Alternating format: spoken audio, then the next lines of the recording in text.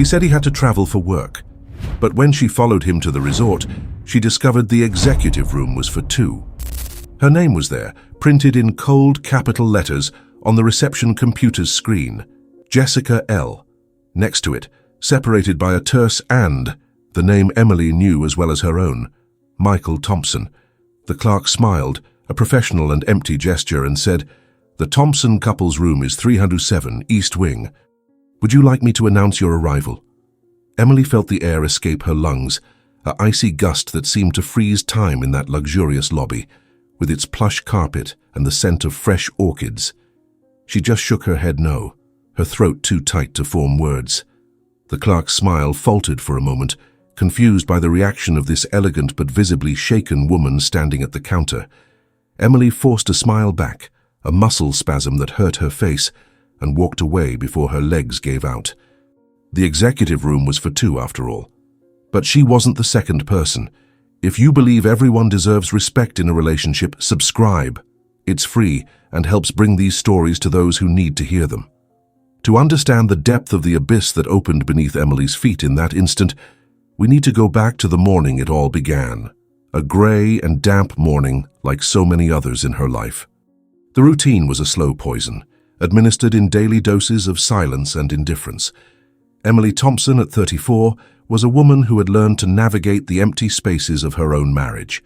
An administrator by training, she had put her career on the back burner to support Michael's meteoric rise, her husband. He, at 39, was the sales manager at a major tech firm, a charismatic and ambitious man whose world seemed to spin ever farther from hers. The business trips had become an almost weekly ritual. At first they were exciting. Michael brought gifts, told stories about tough clients and corporate dinners. Emily listened, proud. But over time, the stories became repetitive, the justifications vague. "It's a corporate resort, honey. Meetings all day, total bore. You'd hate it," he'd say, kissing her forehead with a haste that betrayed his desire to end the topic. On that Monday morning, Michael's suitcase was already packed by the door. He adjusted his tie in front of the hallway mirror, his jaw tense. Emily poured the coffee, the aroma filling the silent kitchen. "It's going to be a long week," he commented without turning. "Quarter close, the pressure's insane." Emily just nodded, watching his reflection in the coffee maker glass. There was a distance there, a coldness that wasn't just from work stress.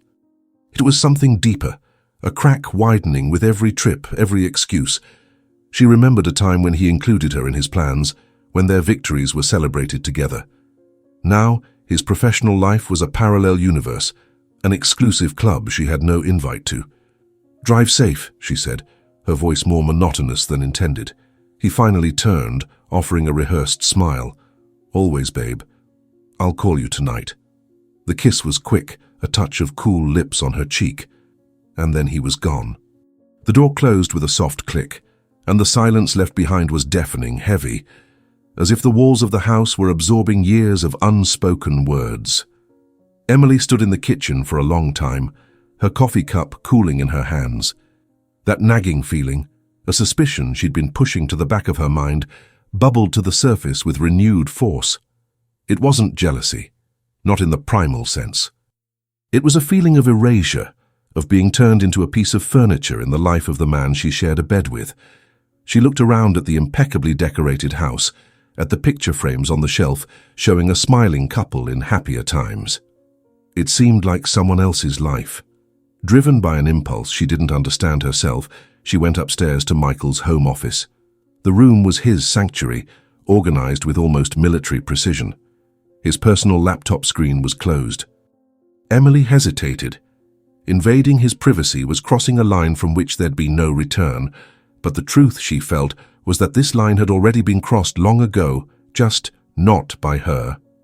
Taking a deep breath, she opened the laptop. No password needed. Another sign of his arrogant confidence. The browser tabs were still open from the night before. Work emails, news sites, and a tab that made her heart stumble. The booking page for a luxury resort. The Rocky Peak Resort. The same one he said he was heading to for the corporate event. The reservation was in his name, confirmed. King Deluxe room with mountain view. And then, the detail that made Emily's blood run cold. In the special requests section, a short and devastating note. Please provide a bottle of champagne and strawberries upon arrival. It's a special occasion. Corporate events didn't have special occasions warranting champagne and strawberries in a couple's room. Nausea rose in her throat. The doubt that haunted her had turned into a sickening certainty. She was no longer a worried wife. She was a fool, a convenient fool, left behind to mind the house while he lived a double life. For a moment, anger blinded her. The urge to call, to scream, to demand an explanation was almost overwhelming. But then something colder and more calculated took over. What good would it do? He'd deny it, call her crazy, paranoid. Michael was a master at flipping the blame, making her doubt her own sanity. She'd been through that in smaller arguments. This time it would be different. The humiliation burned in her chest, but beneath it, a new resolve began to form. She didn't want a tearful confession or an empty apology. She wanted the truth, the raw, undeniable, visual truth. She closed the laptop, her hands shaking, but her mind strangely clear. She picked up her phone and opened the messaging app. The last conversation with Michael was from the night before. A good night, love, with a heart emoji. The hypocrisy was so blatant it bordered on surreal. That's when she saw it. In the messaging app, pinned at the top, a contact she didn't recognize. Jess L. Emily's heart hammered against her ribs. She knew she shouldn't, but her finger seemed to move on its own. She clicked the profile. The photo was of a smiling woman with dark hair and bright eyes.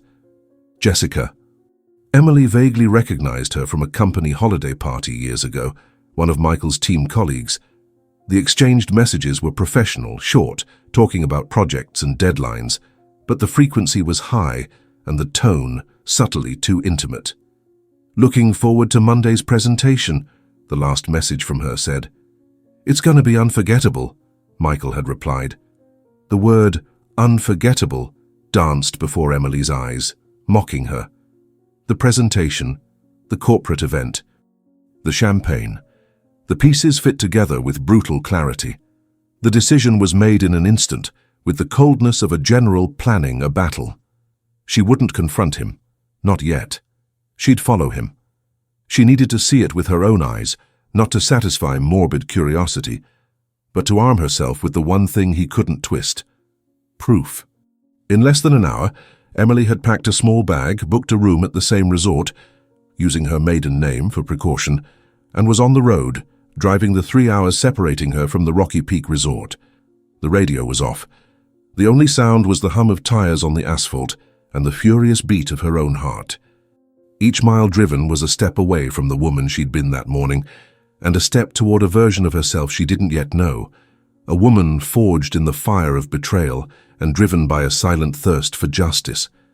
She didn't know what she'd do when she got there, but one thing she was sure of: Michael and Jessica's show was about to gain an unexpected spectator, and she'd make sure to have a front-row seat. The resort appeared around the bend in the road like a mirage, a promise of luxury and escape, nestled between green hills and the sparkling waters of a vast lake. The Rocky Peak Resort was exactly as Michael had described: imposing, exclusive, a world apart. But for Emily, parking her car discreetly at the back of the lot, the place evoked not admiration, but a chilled repulsion. Every lit window, every couple walking hand in hand through the manicured gardens, was a sharp reminder of the farce that had brought her here. She stayed in the car for a few minutes, engine off, just watching. The AC stopped its hum, and the afternoon heat began to seep in, but she barely noticed.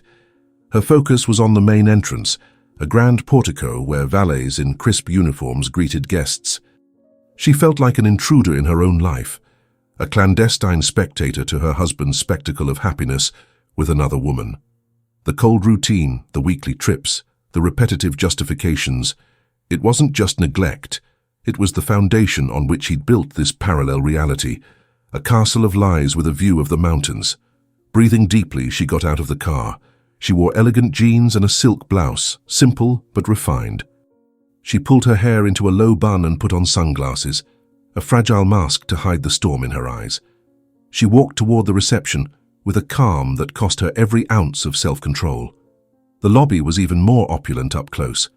A massive crystal chandelier hung from the vaulted ceiling, and the soft sound of a piano echoed from somewhere, mingling with the polite murmur of conversations. It was in this setting of manufactured perfection that she approached the counter, her heart beating a disjointed rhythm against her ribs. And it was there that the clerk, with her professional smile, confirmed the existence of the Thompson couple's room, occupied by Michael and a woman named Jessica. That moment, the verbal and bureaucratic confirmation of the betrayal, was the first shovelful of dirt thrown on the coffin of her 12-year marriage. The pain was so physical, so overwhelming, that she had to lean discreetly on the cold marble counter to keep from collapsing. After walking away with the pretext of having the wrong hotel, Emily found a secluded sofa in a darker corner of the lobby, near a window overlooking the internal gardens. She needed a moment to breathe, to process the brutality of that information. The name Jessica L. echoed in her mind. It was no longer a suspicion, a shadow in a messaging app. It was a real presence, a woman with a name, who was there just a few feet away in the room that should have been hers. The humiliation was a bitter taste in her mouth. She thought of all the times she'd defended Michael to friends who hinted he traveled too much, thought of the lonely weekends, the excuses she made to herself, the blind faith she'd placed in him. Each memory was now a stab, proof of her own naivety. The image of him adjusting his tie that morning, talking about work pressure, came back with nauseating clarity. He was a talented actor, and she, his most devoted and deceived audience. The sadness threatened to overflow, but the anger, a cold and cutting rage, kept her whole. The pain was there, but beneath it, something new and hard began to crystallize in her soul. Determination.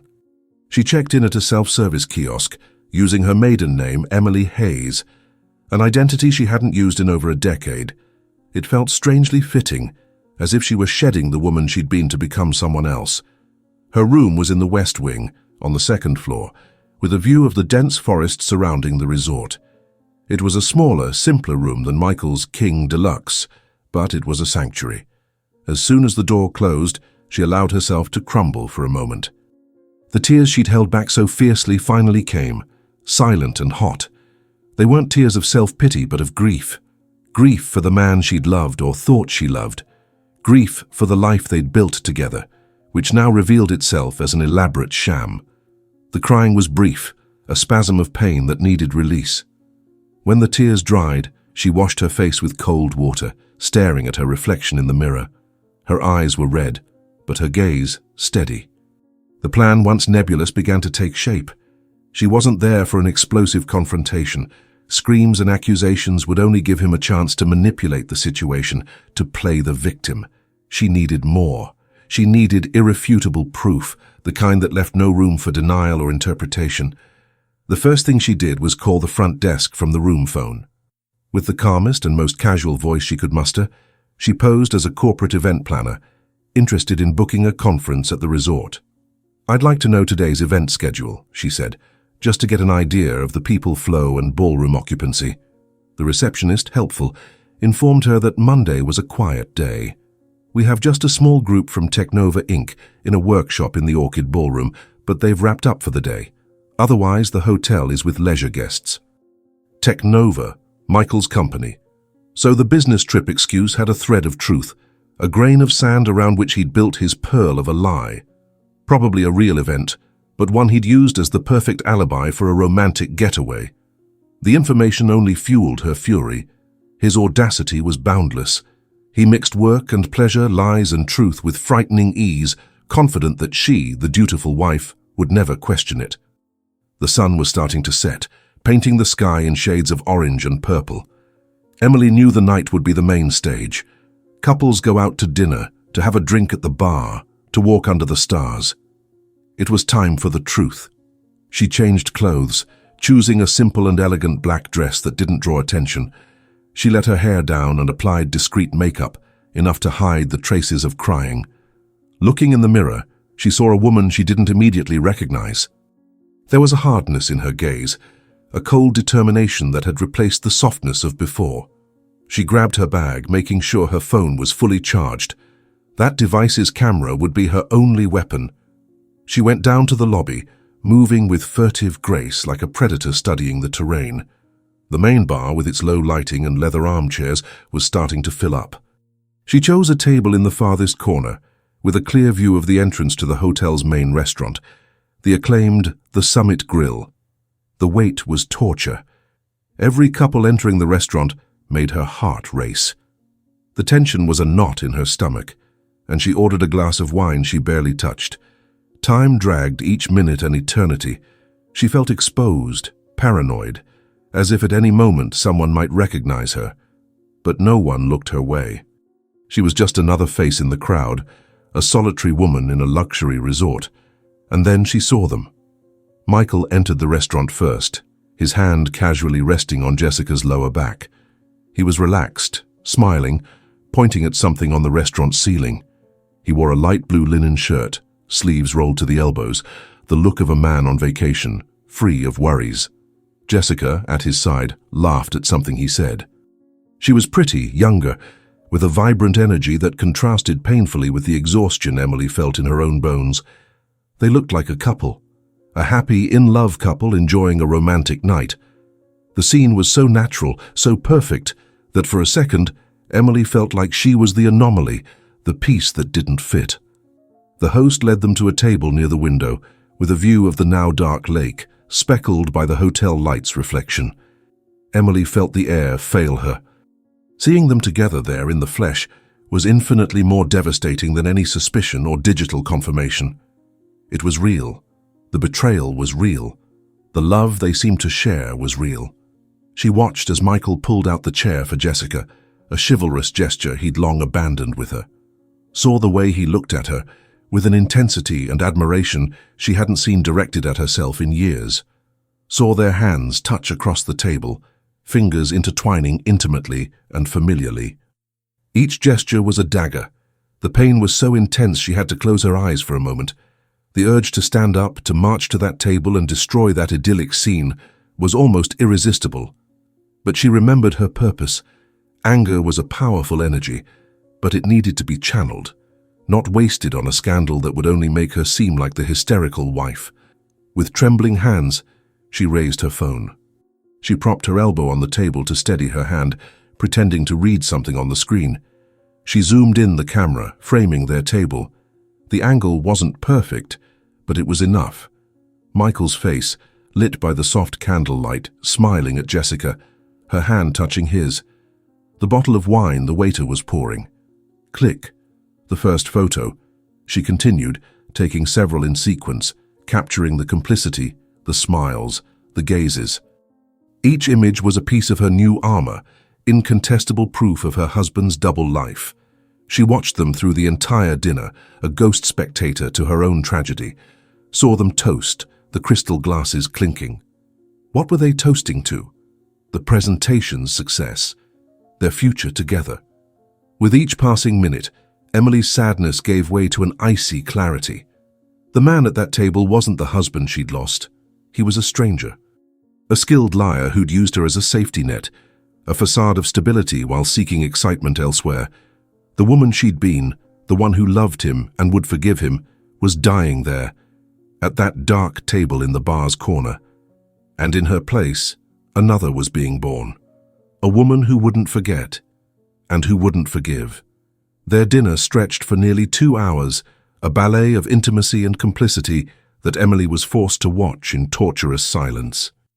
Every laugh echoing from their table, every lingering look, every subtle touch was a blow to her soul. She remained at her observation post, the untouched wine glass in front of her, her phone firmly in hand. She was no longer just a betrayed wife. She'd transformed into a chronicler of her own downfall, methodically documenting the end of her world. When she finally saw them stand, her heart leaped. Michael paid the bill with the company card. His audacity seemed boundless, and with his hand again possessively on her back, guided Jessica out of the restaurant. Emily waited a minute, the time needed for them to distance themselves, then stood, leaving some bills on the table. Following them was a risk, but the need to know how far this farce would go was stronger than the fear of being discovered. She kept them at a safe distance, using the columns and decor of the vast hotel hallway as cover. They didn't head to the elevators, as she expected. Instead, they exited through a side glass door leading to the illuminated gardens bordering the lake. The night was clear and the full moon cast a silvery glow over the water, creating a cinematic romance scene. It was a perfect night for lovers. Emily followed, her heart pounding against her ribs with each step. The sound of her own shoes on the stone path seemed like thunder in her ears, but they, absorbed in each other, didn't notice. They found an isolated wooden bench facing the lake, far from the hotel's main lights. It was the most romantic and, at the same time, the most incriminating spot. Emily hid behind a large bush of hydrangeas, the sweet scent of the flowers suddenly becoming cloying. The distance was greater now, but their silhouette was unmistakable under the moonlight. She saw them sit very close, shoulders touching, saw Jessica's head rest on Michael's shoulder, a gesture of comfort and belonging that made Emily's stomach churn. They talked in low voices, the words lost in the night breeze, but their body language said everything. This wasn't a fleeting affair, an impulsive mistake. There was depth there, a familiarity that only time builds. Emily raised her phone again. The camera zoomed to max, fighting the darkness. The image came out grainy, a blur of two figures under the moon, but the intimacy of the scene was palpable. Click. Another proof for her dark collection. That's when she saw Michael lean in and kiss her. It wasn't a quick or hesitant kiss. It was long, deep, full of a passion Emily hadn't received in years, maybe never. In that instant, something inside her broke definitively. There was no sound, just a silent and irreparable fracture in her soul. The hope, that last stubborn spark she might have secretly harbored, extinguished forever. The man she loved no longer existed. Maybe he never had. The night's chill finally reached her, a shiver unrelated to the temperature. She backed away from the bush, retreating into the shadows, and returned to the hotel interior. There was nothing more to see there. The truth had been served in its rawest and most indigestible form. As she walked the luxurious corridors, she felt the gazes of other guests on her, though no one was really looking. She felt marked, humiliated, the embodiment of a sad cliché. The cheated wife. She reached her room and locked the door, the bolt's sound seeming to seal her fate. For a long moment she stood in the dark, her breathing ragged. The kiss image was etched on her retina, repeating in a cruel loop. The pain was so overwhelming, it turned into a strange absence of feeling. It was as if her body, to protect itself, had shut off all emotions. She was empty, hollow. But that numbness didn't last long. It was replaced by an icy fury, a rage so pure and intense it cleared her mind. Sadness paralyzed her, but rage moved her. She wouldn't drown in self-pity. She wouldn't give Michael that power, the power to destroy her. He'd taken her past, rewriting it as a lie. He'd stolen her present, filling it with pain and humiliation. But she wouldn't let him steal her future. In that anonymous hotel room, Emily Thompson began to plan her revenge. But it wouldn't be a noisy and hysterical revenge. It wouldn't be a confrontation in the hotel hallway or a public scandal. It would be something much more sophisticated. It would be silent, methodical, and absolutely devastating. Michael was a man who valued image, status, the appearance of success and control. That's where she'd strike him. She didn't just want to divorce him. She wanted to dismantle him piece by piece, using the same intelligence and strategic ability he'd so underestimated. The first part of the plan was simple. Leave. Disappear from that place before dawn, before any risk of an accidental encounter. She didn't want him to know she'd been there. The element of surprise was her greatest advantage. She packed her small bag, her mind working feverishly. The photos on her phone were her insurance policy, her weapon. She immediately backed them up to a secure cloud service, protecting the proof with a password only she knew. Then she sat on the bed's edge and, with a frightening calm, began researching. Using the hotel Wi-Fi, she searched for the best divorce lawyers in the city. She didn't want a friendly mediator. She wanted a shark, someone specialized in high-stakes litigious cases, someone who understood asset division, companies, how to protect a client's assets and expose the opponent's weaknesses. She spent over an hour reading profiles, reviews, notorious cases. Finally, she found a promising name, Attorney Robert Ellis, known for his ruthless approach and discretion. She noted the number, the first call she'd make when she got home. Before dawn, while the sky was still tinged with blue-grey, Emily checked out at the same self-service kiosk and walked to the parking lot. The morning air was cold and damp, smelling of wet earth and renewal. As she got in the car, she looked one last time at the imposing facade of the Rocky Peak Resort. Room 307 in the East Wing was dark. Michael and Jessica were probably sleeping, oblivious to the ticking time bomb that had just been activated. As she drove away, leaving the resort behind in her rearview mirror, Emily felt no sadness. She felt a dark liberation. The road ahead was empty, and for the first time in a long time, she felt in control of her destiny. The woman who'd arrived at that place the afternoon before, trembling and full of doubts, no longer existed. In her place was a woman with a clear purpose and a steel determination. The drive back was a blur. Emily's mind was miles away, plotting the next steps. She needed to get home and act as if nothing had happened. Normalcy would be her camouflage. Michael would call at night, as he always did, with his tired voice and lies about the day full of meetings. She'd have to answer, keep her voice steady, play the supportive wife one last time. The idea disgusted her, but it was a necessary sacrifice. The war she was about to wage would be won on intelligence, not emotion. When she got home, the familiarity of the environment hit her like a punch. Every object, every photo, every corner of that house was a reminder of a life that was no longer hers. She felt an urge to break everything, to purge the place of his presence, but she restrained herself. The house was a battlefield, and she needed to keep the ground intact for now. That night, as expected, the phone rang. Michael glowed on the screen. Emily took a deep breath, closed her eyes, and answered. "Hi, love," she said, her voice a bit lower than normal. "How was your day?" On the other end, his voice exactly as she'd imagined, tired but satisfied. Exhausting. Endless meetings. "But I think the presentation was a hit," he lied, and Emily could almost hear the smug smile in his voice. "That's great, dear. I'm happy for you," she replied, each word a monumental effort. "I'm beat. Think I'll just grab a quick dinner here at the hotel and crash. Can't wait to get home." "I can't wait either," said Emily, and the phrase carried a double meaning only she understood. They said goodbye with the customary empty declarations of love, and she hung up, her hands shaking with rage and revulsion. He was there, lying next to his mistress, lying to her with disconcerting ease. The confirmation of his lack of character only solidified her resolve. There would be no mercy, no second chance. There would be only the cold and calculated execution of her plan.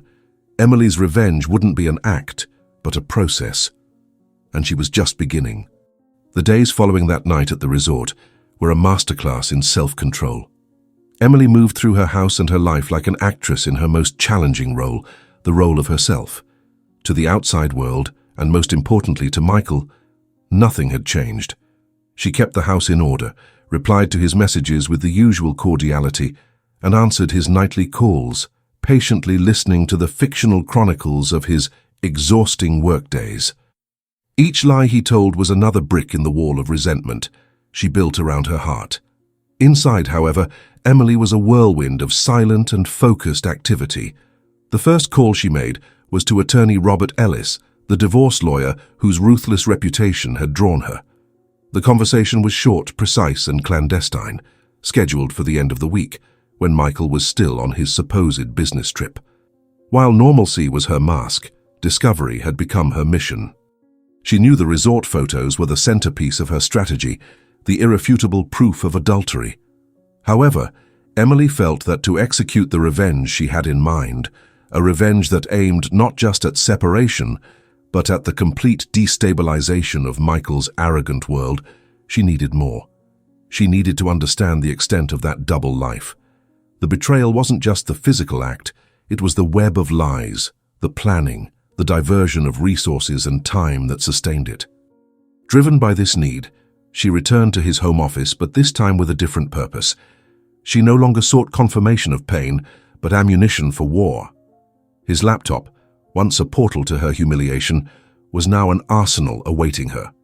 She began sifting through the files with cold methodology, the same she applied in her own profession as an administrator. She ignored personal folders and focused on finances, credit card statements, corporate expense reports, budget spreadsheets. It was meticulous and nauseating work, and what she found was even more sordid than she'd imagined. Michael wasn't just an unfaithful husband, he was a petty fraudster. He'd been systematically inflating his expense reports, classifying romantic dinners with Jessica as client meals, weekend stays at boutique hotels as prospecting trips, and expensive gifts as representation expenses. The champagne and strawberries that had tortured her on the resort booking page were there, disguised under room service for corporate event. He wasn't just cheating on his wife, he was stealing from the very company that provided him the status and salary he was so proud of. The hypocrisy was abyssal in depth. He built his life of luxury and illicit pleasure on a foundation of small frauds, confident no one would ever look closely. The discovery of the financial frauds was a turning point for Emily. The personal pain, the anguish of betrayal, began to blend with a different kind of indignation. It was an offense to her intelligence, her integrity. She, who had always been meticulous and honest, who managed the household finances with impeccable honesty, was married to a man whose morality was as flexible as his excuses. She saved copies of every incriminating document, every statement, every fraudulent expense report, sending everything to the same secure cloud folder, alongside the photos of the flagrante. Her arsenal was growing, becoming more powerful and lethal with each new find.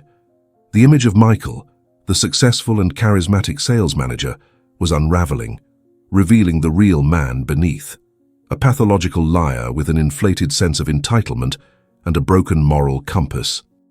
The flagrante at the hotel restaurant, the indelible image of him and Jessica holding hands, smiling under candlelight, had been the catalyst. That scene, which at first broke her, now fueled her. She revisited it in her mind, not with pain, but with analytical clarity. Michael's relaxed smile, the way his hand held Jessica's with casual possession, it wasn't the excitement of a new romance, but the comfort of an established routine. Those weekly business trips weren't sporadic encounters, they were his real life. Life with her, Emily, had become the obligation, the interlude. The realization hit her with the force of a punch. She wasn't the wife being cheated on with a co-worker, she'd become the other. The secondary figure maintaining the facade while the true partnership happened at resorts and fancy restaurants. The role reversal was so perverse, so humiliating, that it solidified her determination into a diamond of pure fury. When Michael returned home at the end of the week, he was the embodiment of normalcy. He came through the door, dropped his suitcase on the floor and hugged her with theatrical exhaustion. "I'm wiped," he sighed into her hair. "Never want to see another PowerPoint slide again." Emily hugged him back, her body rigid, her mind a whirlwind of revulsion.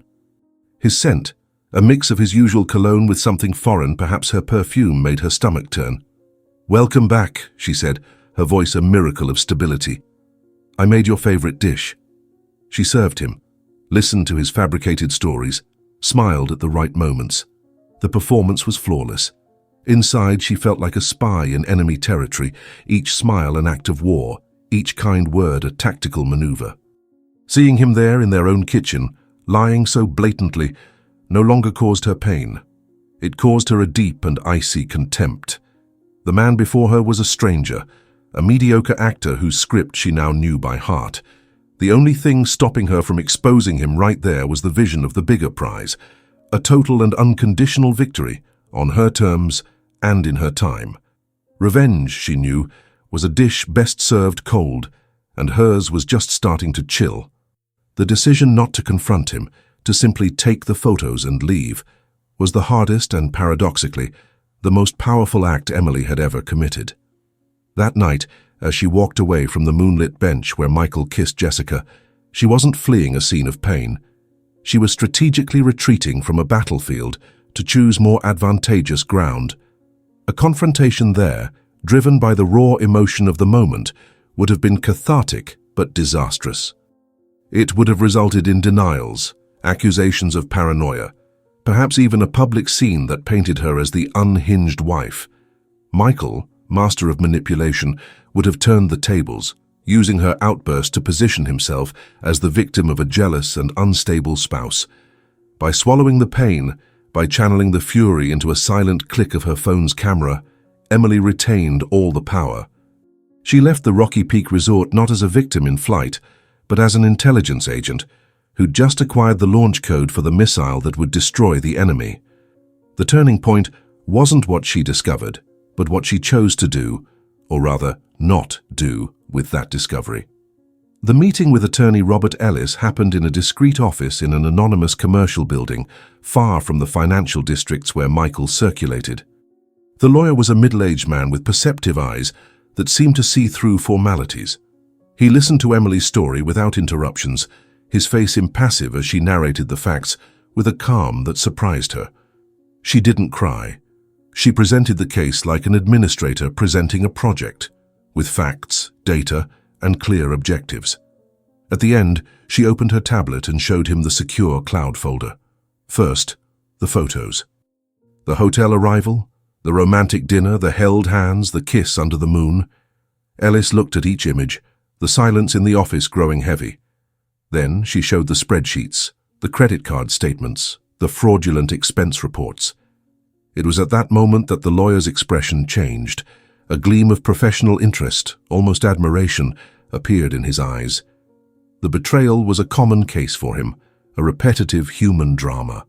But the combination of adultery with corporate fraud, all meticulously documented by the wife herself, was legal gold. "Mrs. Thompson," he said, finally breaking the silence, his voice grave and measured. "Most of my clients come here with tears and suspicions. You came with a dossier. The photos guarantee a favorable litigious divorce with adultery as the cause.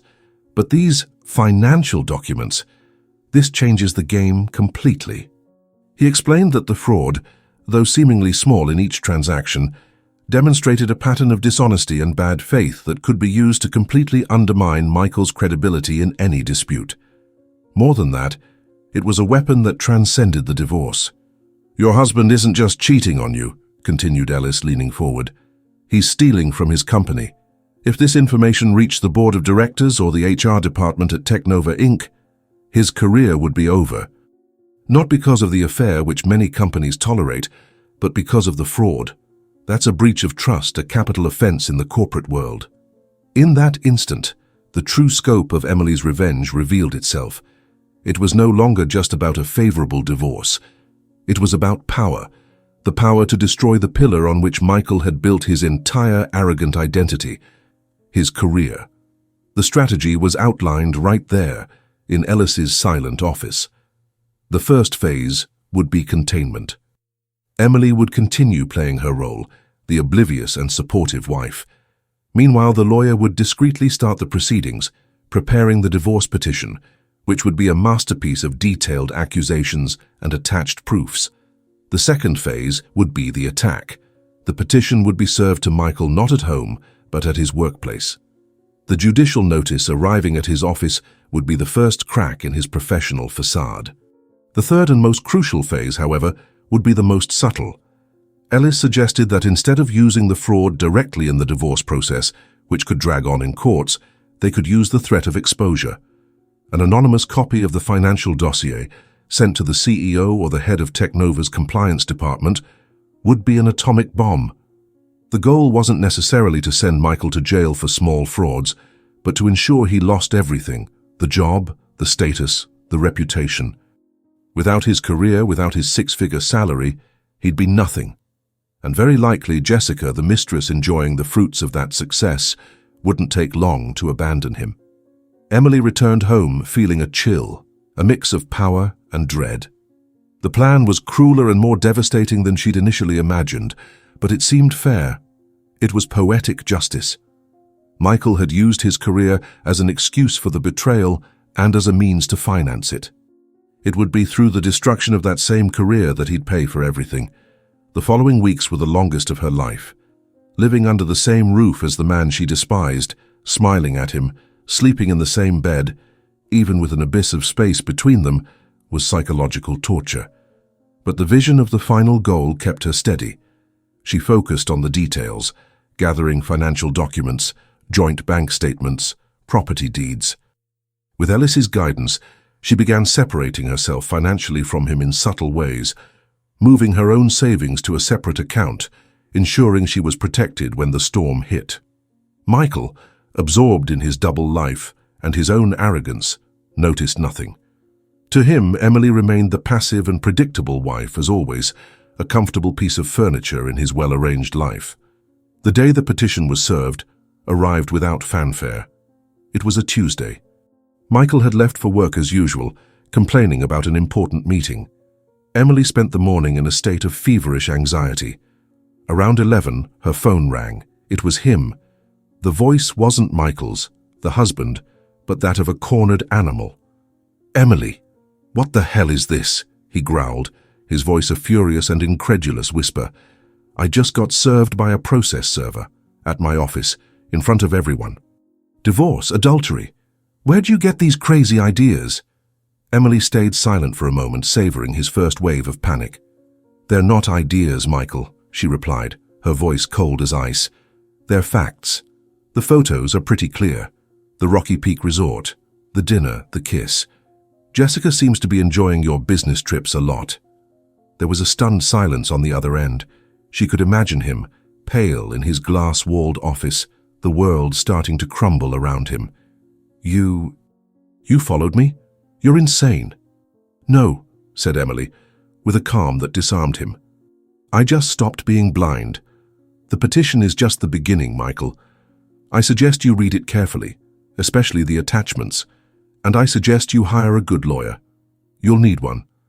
And with that, she hung up. The act of ending the call, of cutting off his voice, was one of the most liberating sensations of her life. The war had begun. Michael's phone call was just the first tremor of an earthquake that would shake the foundations of his carefully constructed life. The divorce petition, a cold and detailed document stuffed with photographic proof of his betrayal, was the first shockwave. But it was the veiled threat, Emily's suggestion that he read the attachments carefully, attachments not yet officially submitted but already mentioned by her lawyer to Michael's in a preliminary conversation, that sparked the real panic. The subtle mention of financial irregularities and expense reports was enough to make Michael's blood run cold. He realized with growing terror that Emily hadn't discovered just the affair. She'd uncovered the entire house of cards, and she had her finger on the button that would make it collapse. The following month was a masterclass in dismantling. Michael, who'd always been the master of control and manipulation, found himself completely powerless. He tried everything. First fury, with threats and accusations that dissipated against Emily's wall of silence and her lawyer's formal responses. Then denial, trying to minimize the affair as a stupid mistake, a cliché that sounded pathetic even to him. Finally, when the reality of his situation imposed itself, he tried bargaining the emotional appeal. He showed up at home, eyes red, begging for forgiveness, talking about the years they'd spent together, trying to rekindle a flame he'd extinguished himself with gallons of indifference and lies. Emily watched him, impassive. The desperate man before her caused her no pity, just a deep and bitter contempt. It was the same actor, just playing a different role, the repentant husband. But the play was over, and the audience had already left. The real turning point, however, happened far from Emily's eyes, within the corporate corridors of Technova Inc. Attorney Ellis, with a surgeon's precision, made his move. A plain brown envelope, no sender, arrived at the desk of the company's compliance director. Inside, a select sample of Emily's dossier, some flagrantly fraudulent expense reports, with receipts from the romantic dinners at the Summit Grill attached, and the corporate card statement showing the purchase of champagne and strawberries for the couple's room. There was no mention of Emily or the divorce. It was just an anonymous tip about a senior manager's behavior. The internal investigation was swift, silent, and brutal. In less than 2 weeks, Michael was called to a meeting from which he didn't return to his desk. He was fired. The official cause was breach of trust and violation of the company's code of conduct. The career he'd taken 2 decades to build evaporated in a single afternoon. With it went the 6-figure salary, the company car, the status, and, predictably, Jessica's affection, who quickly distanced herself from the newly unemployed and disgraced colleague. The divorce process, which could have dragged on for years, was resolved in weeks. Without a job, without credibility, and facing the possibility of criminal charges from Technova if he didn't cooperate, Michael had no bargaining power. He accepted all of Emily's terms. She kept most of the assets, including the house he'd accused her of turning into a gilded cage. He left with little more than his clothes and the public humiliation that now followed him like a shadow. Emily, in turn, sold the house immediately. Every corner of that place was a memorial to a life that was no longer hers, and she needed a fresh start, one that was entirely her own. A year later, the scene was different. Emily, now using her maiden name, Emily Hayes, stood in the same luxurious lobby of the Rocky Peak Resort. But this time, she wasn't a betrayed wife hiding in the shadows. She was the owner. Using the divorce resources and her own administrative savvy that had lain dormant for so long, she'd spotted an opportunity. The resort, despite its luxury, was facing financial difficulties, poorly managed, with an outdated marketing strategy. With a solid business plan and a clear vision, she secured the necessary investment and bought the place. Her new company, Experiences and Events, was born there, on that same stage of her greatest humiliation. She walked through the lobby, overseeing renovations, her mind focused. The carpet was being replaced, the orchid scent swapped for a fresh citrus aroma, and the piano now played a more modern and vibrant melody. She was transforming the place, purging it of old memories and infusing it with her own energy. One day, while reviewing blueprints at the reception, one of the new staff approached, hesitant. "Ms. Hayes, there's a man here. He insists on speaking with you. His name is Michael Thompson." Emily looked up, her heart giving a single calm thump. She hadn't seen him since the final divorce signing. She nodded and walked to the entrance.